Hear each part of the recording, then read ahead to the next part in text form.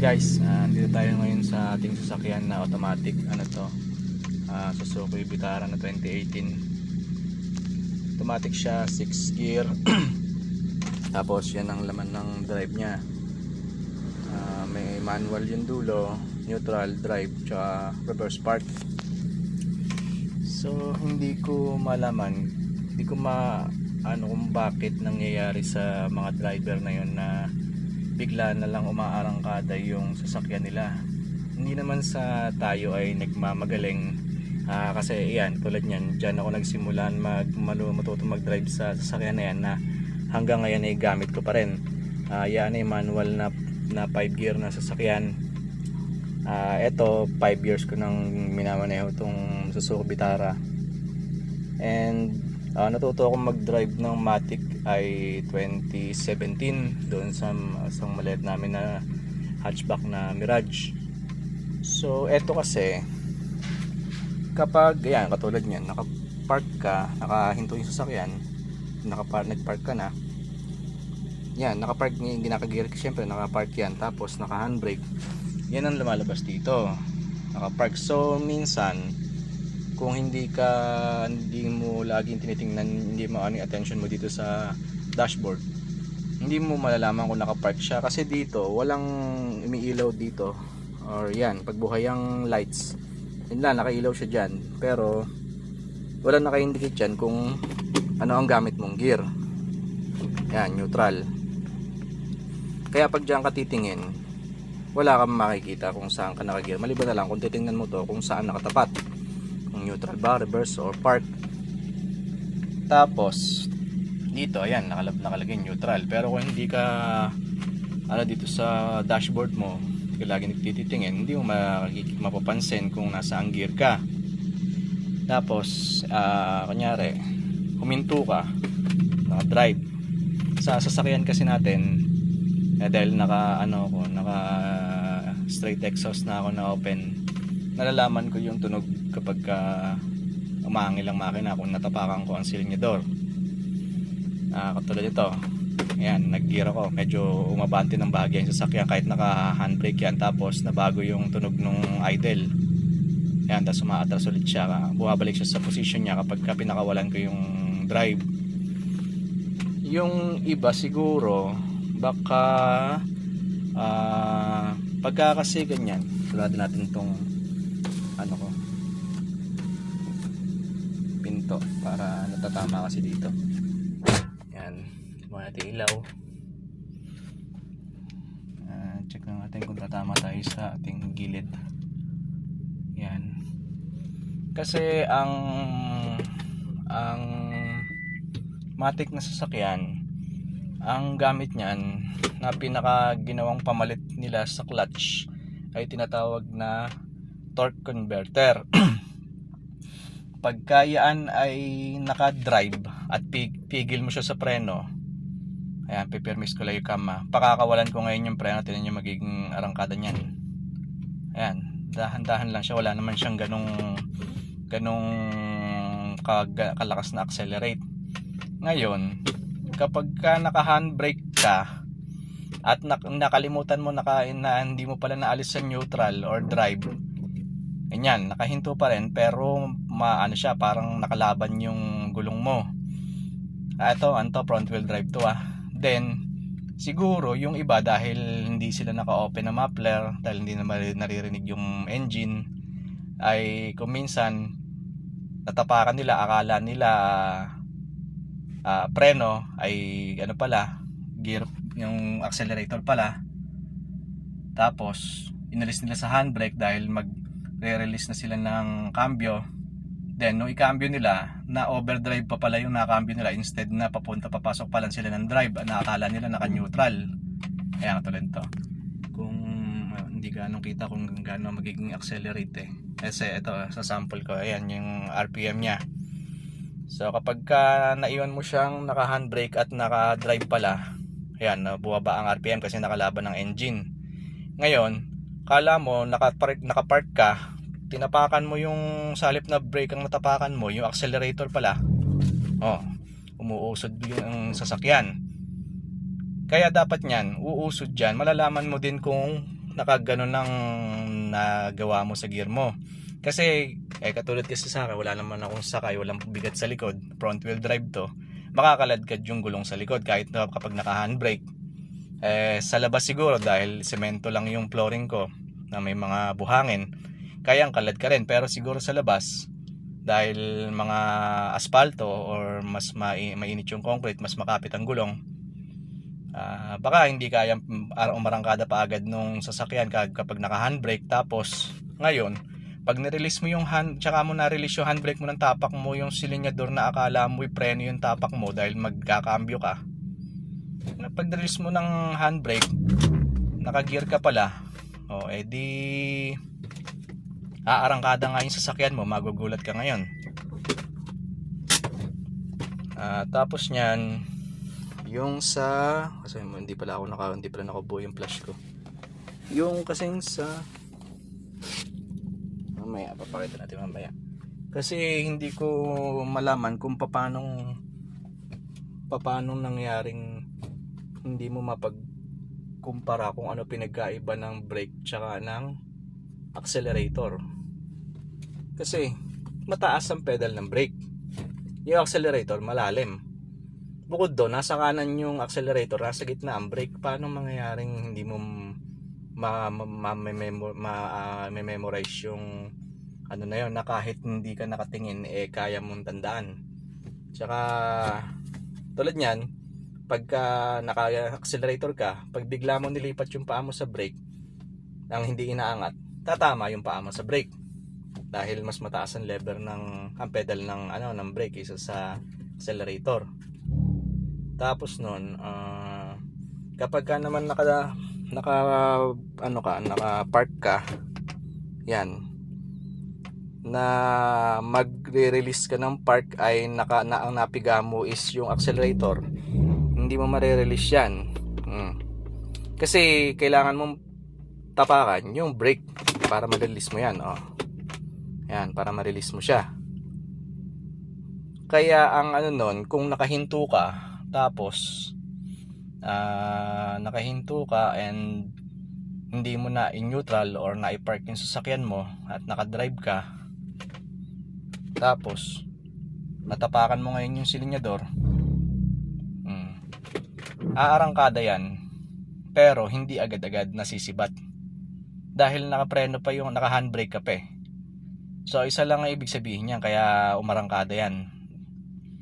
Malamang sa natuto yung driver na ginagamit yung left foot niya sa brake. Ayan, naka-drive ka. Ngayon, nagpreno ka nang naka-drive. Ayan, nagpreno ka nang naka-drive. Ngayon, baka na ano ka or hindi rin kasi pag tinapakan mo accelerator nang nakatapak ang paa mo sa brake, hindi rin dapat aarangkada yun. Kaya yun ang pinagtataka ko kung ano ang naging error nila na natapakan nila yung accelerator pala instead of brake. Ibig sabihin hindi man lang sila naka handbrake or hindi man lang nila tinatapakan yung hindi naman din sila tumatapak ng left na ginagamit yung left foot nila para sa brake. Kasi naano ko, kaya mention din yung left foot pang brake. Baka yung ibang driver na natuto na mag-drive sa Matic ay natutunan nilang gamitin yung left foot nila pang brake. Kasi ako hindi ko matututunan kasi gumagamit din ako ng manual. Kumbaga hindi ko na din talaga gustong aralin na sanayin na gamitin yung left foot ko sa brake dahil wala namang purpose, dahil kaya naman nung pa ako wag palipat-lipat kabilaan yan sa sa brake at accelerator. Tapos nun katulad nito yung sa sasakyan ko, meron kasing siya yung pang multiply ng accelerator para maging advance yung accelerator niya. Kumbaga makaltik mo lang yung silinyador ay malakas ang accelerate niya. Reverse mo natin. Kaya kung sa sasakyan naman ng may diferensya na sobra lakas ng sasakyan kaya mapitik mo lang ay sumisibat na, ay dapat nasanay na sila ng gano'n. Kasi kung gano'n ang sasakyan mo talaga, nasanay ka dun And hindi ko talaga maisip paano nangyayaring nagkakaroon sila ng error na ganun. Ibig sabihin naka handbrake naman sila nang nakadrive, tapos ang sa halip na bakit sila tatapak ng preno dahil magre-release ng pagkakapark nung gear nila, hindi nila marirelease yung kung accelerator na natapakan nila. Ibig sabihin kung nakapark man sila nakagear sila ng park, tapos nakagarahe at aalis na, tinapakan na nila ang preno, tinapakan na nila yung brake nila para i-drive yung gear. Tapos nung paglipat nila sa drive sa accelerator ng paa nila, masyadong mabigat sila tumapak, kaya sumisibat yung sasakyan nila. Kumbaga may hindi nila kayang kontrolin yung bigat ng paa nila. Kasi yung mga nagkakaganon lang yung mga baguhan na driver. Kasi nga hindi mo pa kayang kontrolin yung gaan, kailangan kasi magaan ang paa mo sa accelerator, lalo kung ang sasakyan mo is malakas barangkada. Kadalasan yan yung mga nag-aaral mag-drive, kasi lalo kung manual lang pinag-aaralan mo, masasanay kang gaangan yung paa mo sa accelerator at bigatan yung paa mo sa kaliwa, dahil kailangan mong i-hold yung clutch ng mas matagal, dahil lalo pag traffic ka, kung hindi mo kayang bigatan yung paa mo sa kaliwa, hindi ka tatagal sa traffic pagka angat baba ka ng clutch. Tapos kapag ka naman masyadong mabigat ang paa mo sa accelerator, kapag manual ang gamit mo, pag umarangkada ka hindi nabitawan mo agad yung clutch at hindi madiin agad ang arangkada mo, mamamatayan ka ng makina, lalo sa gasolina. Pero minsan pag nagtagpo yun, syempre malakas na arangkada yon kasi nagtagpo sila ng timpla. Pero kadalasan nun namamatayan kapag nabibigla ng ganon, kasi hindi nag-aabot yung timpla ng clutch mo doon sa timpla ng gear mo. Sa halip na umarangkada, patay ang makina. Kaya hindi ko maintindihan kung bakit nagkakaganon yung umaarang at sumisibat yung sasakyan nila. Kasi kahit sadyain ko na pasibatin, ayan, kasi tayo naka F2.6, ano yan, times 3 yan. Sa F1 kasi times 2 na agad, tapos sa F2 times 3 na timpla ng accelerate. So atras muna tayo para merong bahagyang space. Pag tinapakan ko ng bigla yung sasakyan, ayan, malakas ang arangkada talaga nito dahil nga dun sa multiplier na accelerator. Pero kung sa karaniwan kasi, ialis natin yung multiply nya. Ayan, naka-off.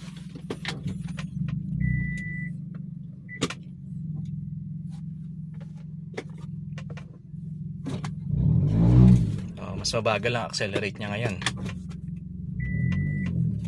Pero kapag kayaan ay sinagad ko,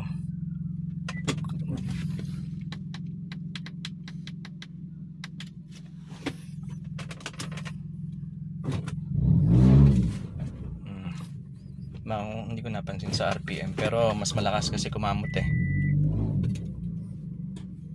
Hindi ko ma-realize talaga kung bakit nagkakaganon yung sasakyan nila.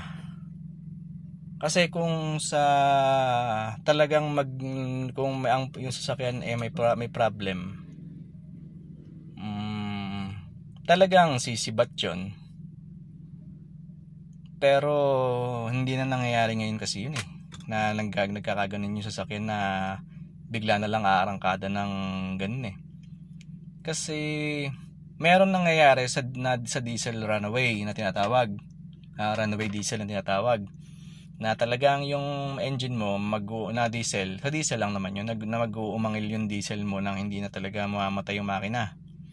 Pero iyon kasi mostly hindi naman nangyayari kapag ka bumibiyahe ka nakahinto ka lang, na naka-idle lang.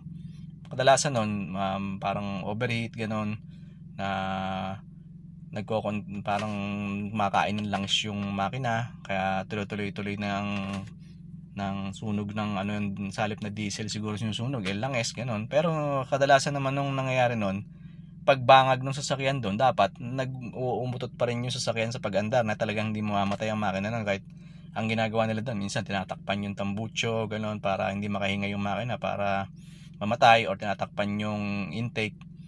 Kaso dun sa mga naging nangyari naman na issue na yun, wala namang ganong senaryo na pagbangga ay nag-uumutat pa rin ng pag-arangkada yung sasakyan. Kasi yung iba talaga, mayroon siguro naiipit ang paa dito sa pedal dahil nga yung brake at yung accelerator ay mas mataas yung sa brake. Siguro pag diin nila sa accelerator ay kumawit yung paa nila sa brake, ganon. Pwede rin na ganun na senaryo.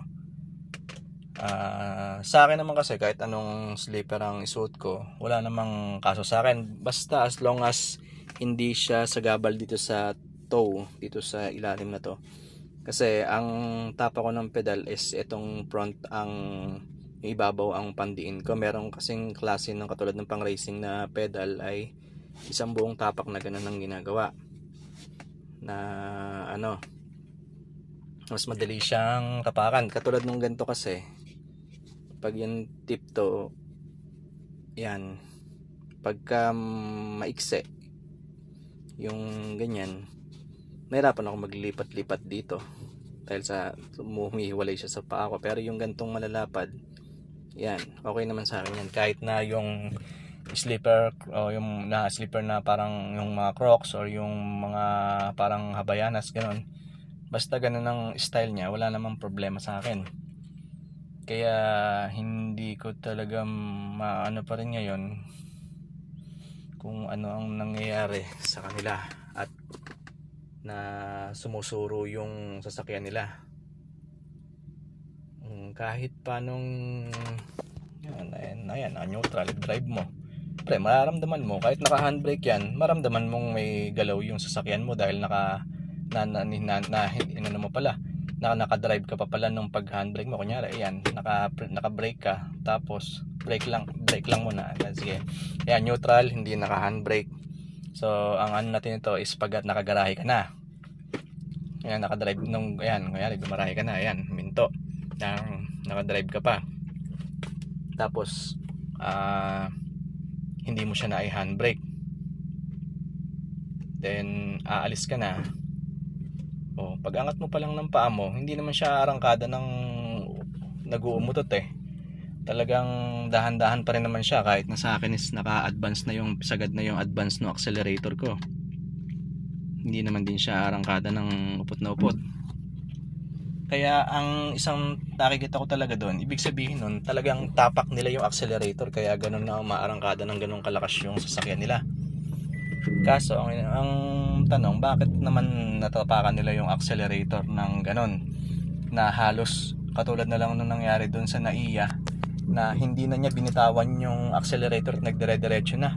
Kasi kung talagang driver ka na ano mo nang umarangkada yung sasakyan mo,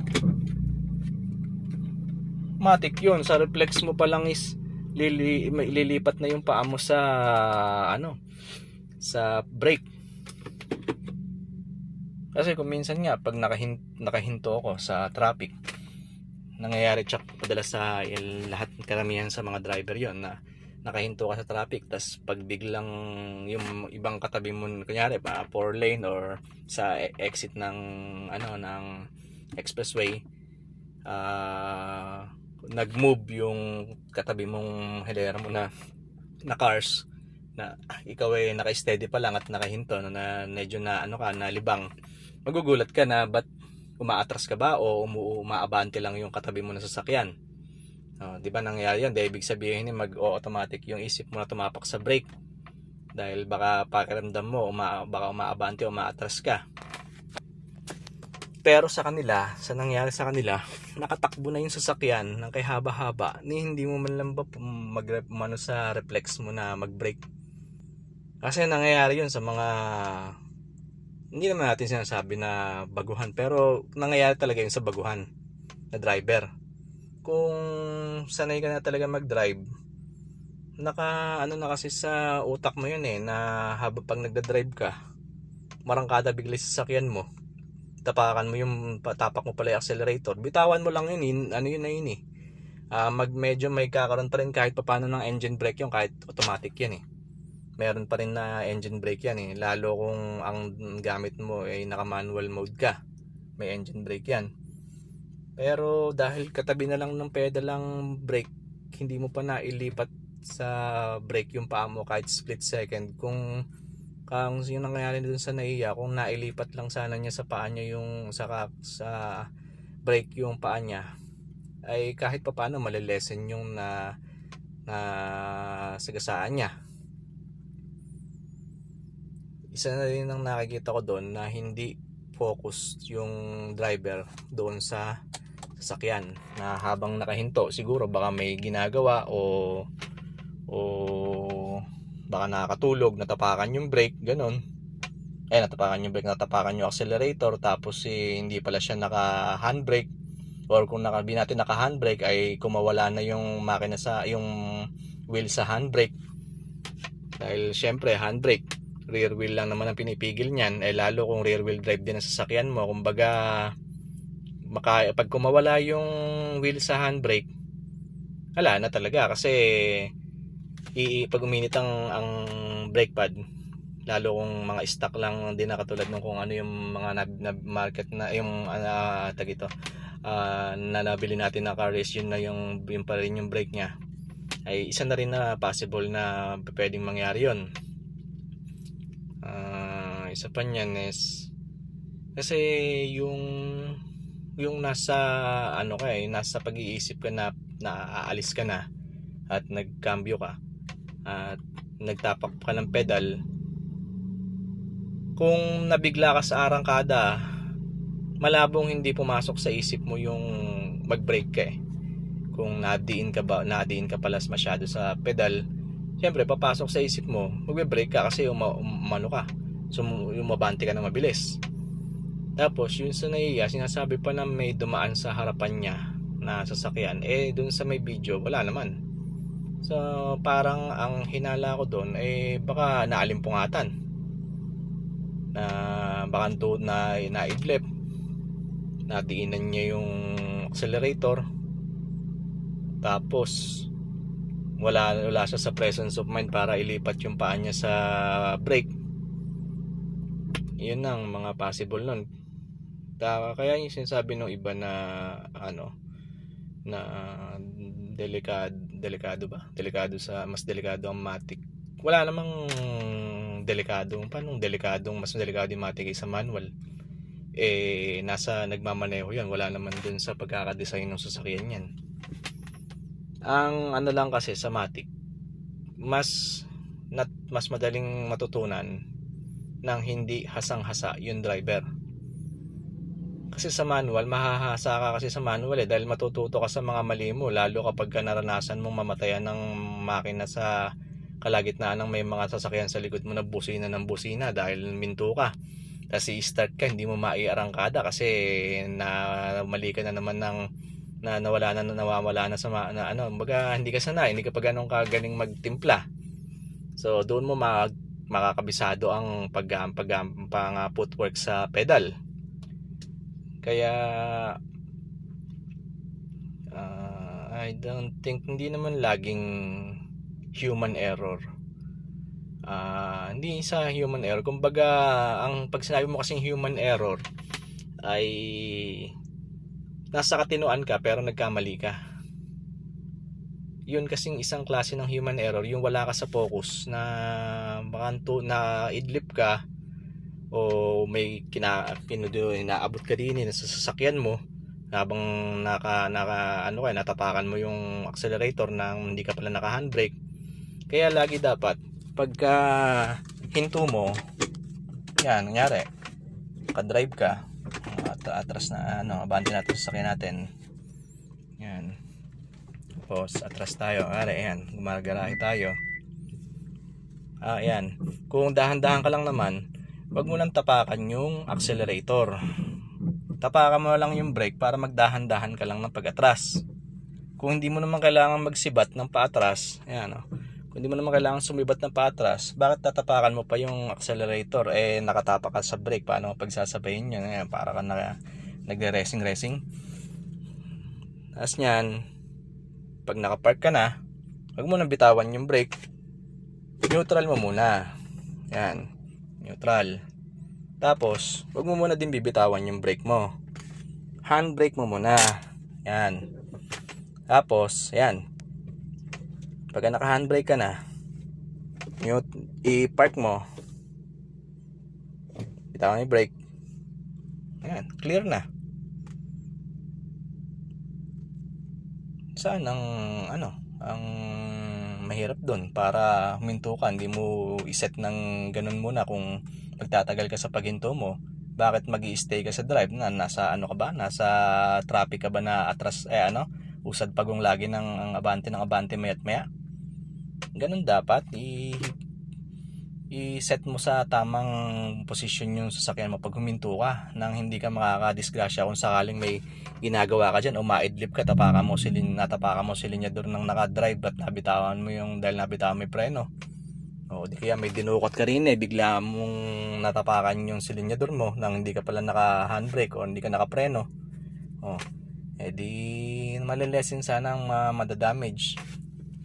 Or hindi ka makaka-damage, syempre hindi ka makadisgrasya. Ano ko lang doon, malilesen dapat ang sasagasaan mo kung nasa presence of mind mo yung pagdadrive mo, or syempre nasa isip mo nung arangkada ka, hindi mo naisipang magpreno, naisipan mo silinyador lang, paano ka pepreno, nakadiin ka sa silinyador?